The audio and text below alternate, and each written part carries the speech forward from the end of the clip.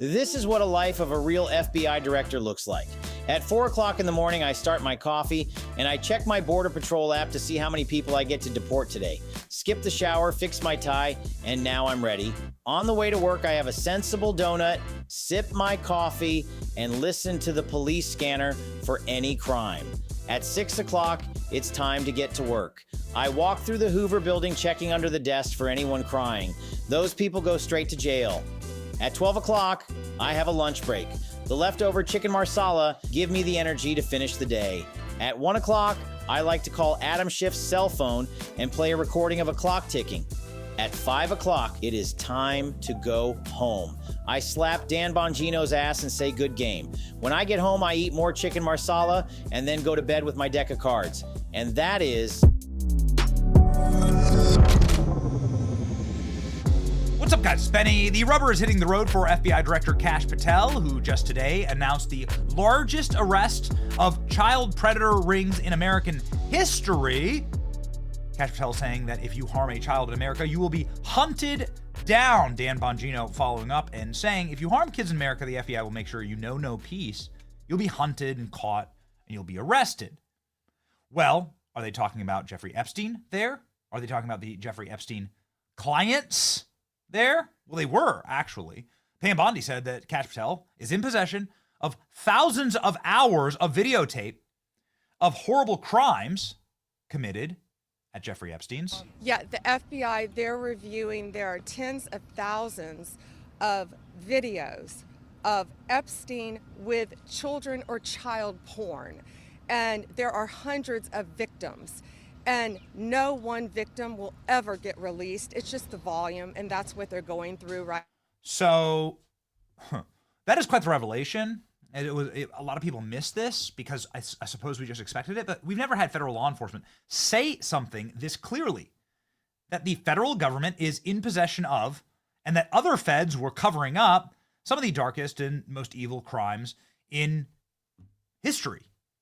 And that's going to be released to the public. Well, that's a massive bombshell and a big W, frankly, for the team. Okay, so they are hunting child predators. That's not the only people that Kash Patel were hunting today. Kash Patel doesn't like going before Congress. Kash Patel, however, gets dragged before Congress with regularity, as most members of the administration do. And he has to sit there in an empty room and listen to very low IQ members of the House prattle on in order to get sound bites for campaign ads, right, on their PACs. And that's what's happening here with somebody by the name of Maladine Dean. Maladine Dean.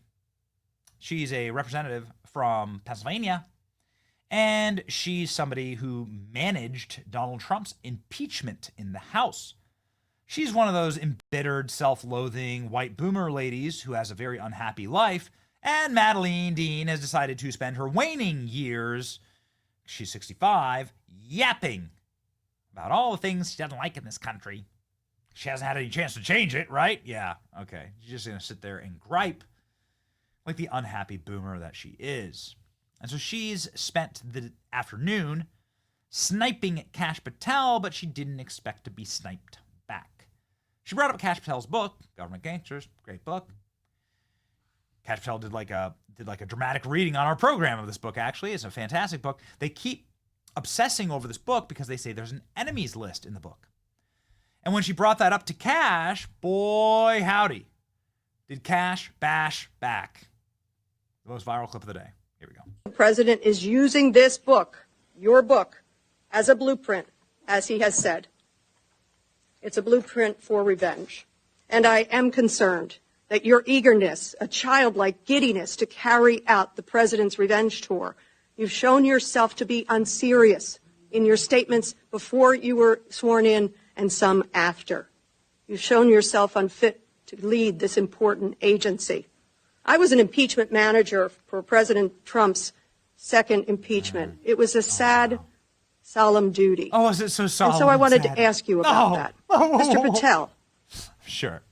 As you and the president continue to weaponize and investigate his perceived enemies, as you follow this blueprint, when can I, a former impeachment manager, expect the FBI at my door? Look at this. Look at how the the initial reaction by libs who have tortured January 6 political prisoners, the president himself sent FBI goon squads in to kill with kill orders into Melania's closet and Barron Trump's bedroom at Mar-a-Lago. These people that squeed and cheered that on are now playing the victim and saying, when will I be the victim? This is brain rot. This is true left-wing brain rot. She's sitting there going, I'm going to be the victim soon. You're weaponizing the justice system. Oh, give me an example. Oh, and Kash does. Here we go, ladies and gentlemen. Watch Kash shove it right down her throat. Ma'am, you want to know who was targeted by a weaponized FBI? Me. You want to know how and why? Well, you want to know what I'm doing to fix it? That. Let me move on. Well, you should read the topic. book because there's no enemies list on that book. So there are you- people that violated their constitutional obligations and their duties to the American people, That's good. You and they gave were them due rightly process. called out. I'm And changing you should topics. give that book to every one of your constituents so they can read about it. I won't be doing that. That's their loss. Okay, so you keep going and it gets great. It gets even better. But this is worth pausing and saying, hot damn. Kash Patel says, rightly, that he was the first person targeted by the January 6th committee.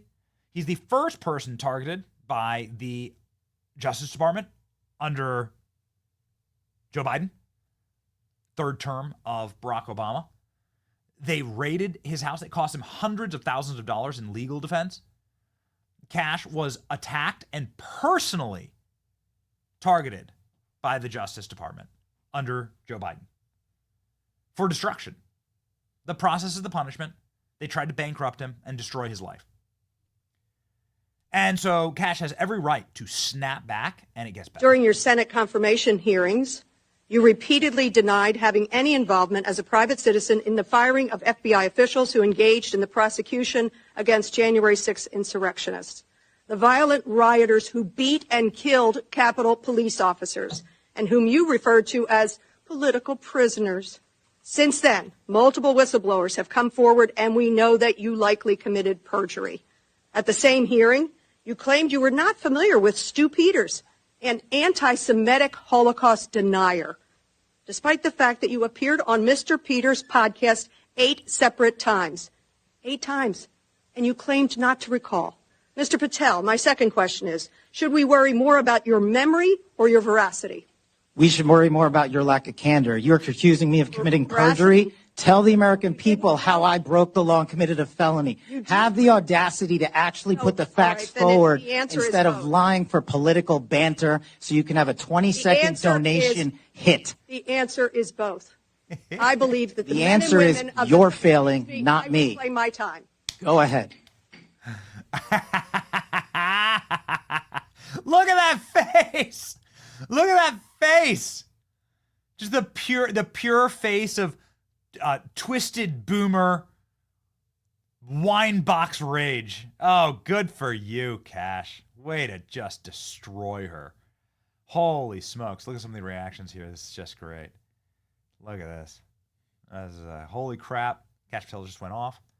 We should worry about your lack of candor, accusing me of committing perjury. Boom. Kash Patel flames Democrat Congresswoman to her face, torches former impeachment manager Madeleine Dean to her face. When can I expect the FBI at my door? You know who targeted by the FBI? Me. You want to know why I'm here? Read the book, idiot. Amazing, too, how she changes topics. That's so true.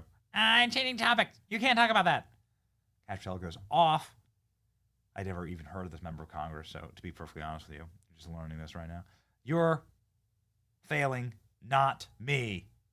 Just great. Just great. Kash has done this before. It's great. They should have known better. Kash brought the pain when he was in his hearings in Congress, like when he was accused of being racist. Senator, as you can see, I took a photograph with an individual who showed up at a book event.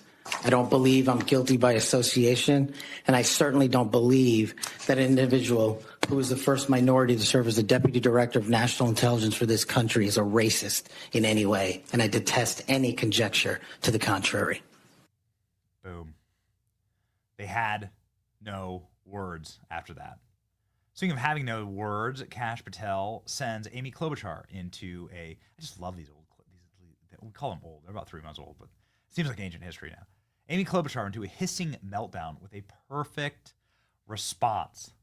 It's good. I mean, he's just shadowboxing him. That the FBI headquarters, where they investigate cybercrime and terrorism, should be shut down and opened as a deep state, Hey, Mr. Chair. as a museum. Did he say that the headquarters should be shut down? Mr. Chair. I deserve an answer to that question. He is asking to be head of the FBI, and he said that their headquarters should be shut down. Mr. Chair, parliamentary inquiry. You got anything you want to say, Mr. Patel, before I go on to Senator Lee? Simply this. If the best attacks on me are going to be false accusations and grotesque mischaracterizations, the only thing this body is doing is defeating the credibility of the men and women at the FBI. I stood with them here in this country. In every theater of war we have, I was on the ground in service of this nation. And any accusations leveled against me that I would somehow put political bias before the Constitution are grotesquely unfair.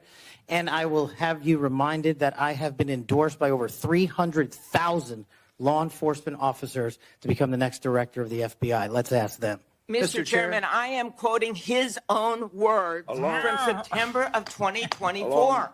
It is his own words. It is not some conspiracy. It is what Mr. Patel actually said himself. Facts matter. You forget that you had 3 minutes in the next round to say what you just said. Okay, I'll say them again. Okay. That was great TV. That was great entertainment. Great stream, right? Kash is back, baby. All right? Kash only. Kash is our friend. We believe. And more importantly, we're going to be doing the correct holding of the feet to the fire, right? Good friction and good results. And that's all you can ask for. It's your boy Benny. Like, share, and subscribe. See ya.